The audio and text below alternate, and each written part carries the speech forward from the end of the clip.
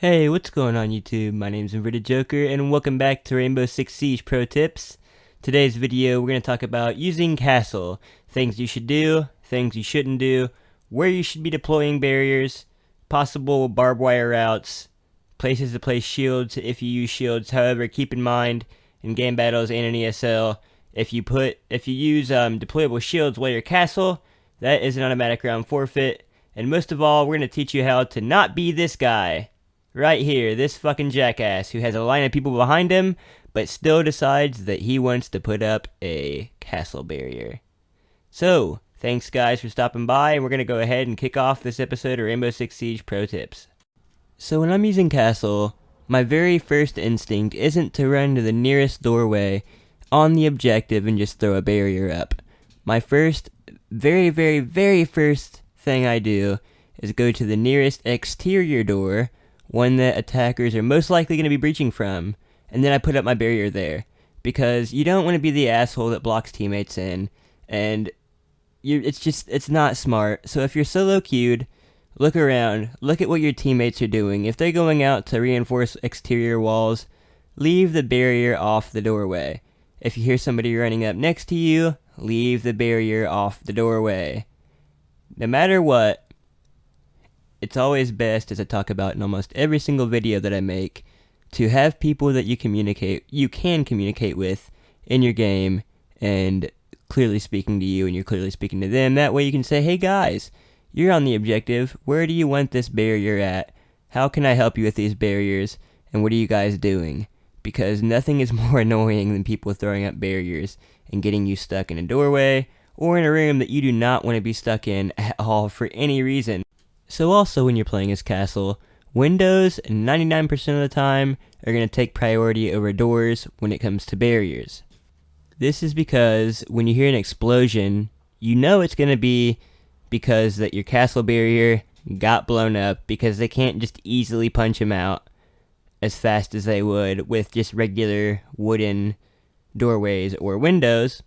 That way it helps you quickly assess the situation, and also helps your teammates assess the situation a lot faster and a lot more fluidly, because when you're in big rooms and big objectives such as this one that you're seeing in the gameplay before you, you don't exactly have the best audio cues to judge from unless you only have one or two windows, and both of those windows, or that one window, is the only thing with a castle barrier on it, or the only thing on that side that has a castle barrier on it. So for instance, you just saw me put up a door, but there's also a window on the same side of the room, but I can still easily distinguish the two.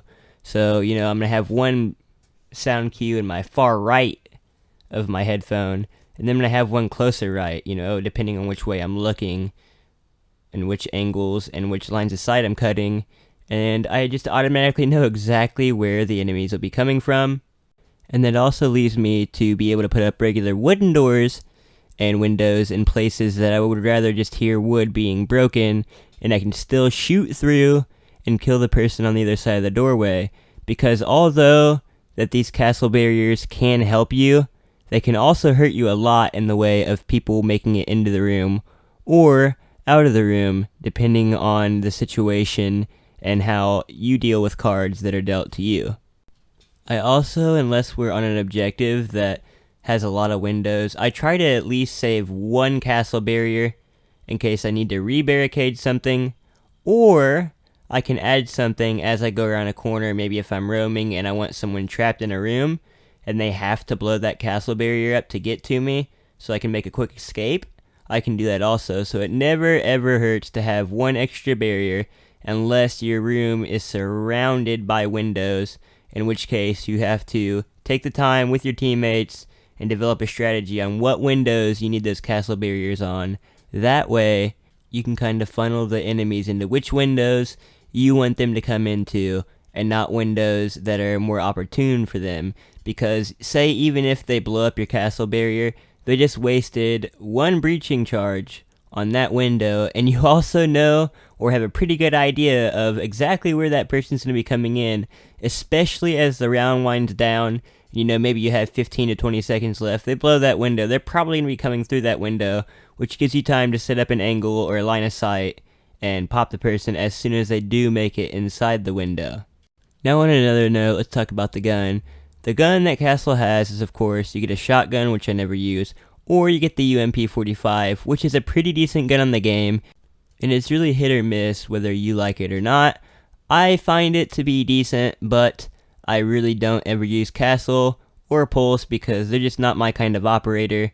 And if you're subscribed to me, you know exactly what kind of operator I like, which is the very light, very fast operators with 1 bar of armor, 3 bars of speed, and a very, very high rate of fire gun. Now when it comes to barbed wire or deployable shields, of course, like I said before, if I'm in a public match, I don't have a problem using a deployable shield, but if I'm in a private game battles match, you're not allowed to do that anyway. So I generally, no matter what, have barbed wire set on this class, just so I don't ever make the mistake in game battles of using it, and because it's great to leave on stairs and or a foot or two behind castle barriers. That way, when they blow it up with a breaching charge or breaching round, it's not going to blow up the barbed wire, and then it also gives them another obstacle they have to get through just to get to the objective. So guys, thanks for watching. That's just some things to keep in mind, and I know it wasn't super in-depth, but I can make a part 2 if you guys would like. And before we go, I'm also really happy and really proud to announce that we've hit 341 subscribers at the time of making this video. That's like 50 subs in the last week. So thank you guys so much for that again. And until next time, my name's invertedjokerr, and I'm signing out, guys.